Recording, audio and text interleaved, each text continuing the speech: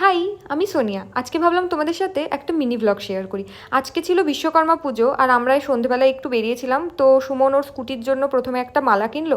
তারপরে এখানেই কাছে লাইব্রেরি, তো এখানে লাইব্রেরিতে হস্তশিল্প মেলা হচ্ছে, তো ভাবলাম একটুখানি ঘুরেই দেখেই আসি। তো ছোটোখাটো মেলা ছিল আর দোকান ছিল কিছু, কিন্তু জিনিসের প্রচুর দাম ছিল, তাই কিছু কেনা হয়নি।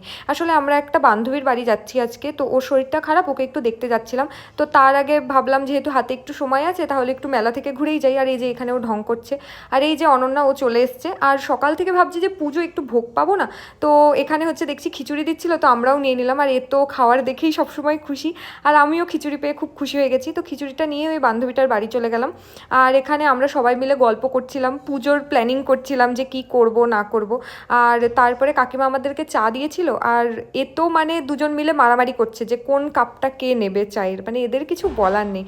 তারপরে আমরা সবাই মিলে একটু গল্প করছিলাম, ওই পুজোর আলোচনা, প্ল্যান যদিও রেডি, তাও আর কি লাস্ট মুমেন্টে। তারপরে কাকিমা আমাদেরকে একটু লুচি আর ঘুগনি খেতে দিয়েছিল। আর এ তো দেখো মানে খেতে পেলেই এ খুশি। তো চলো, আজকের মতো টাটা।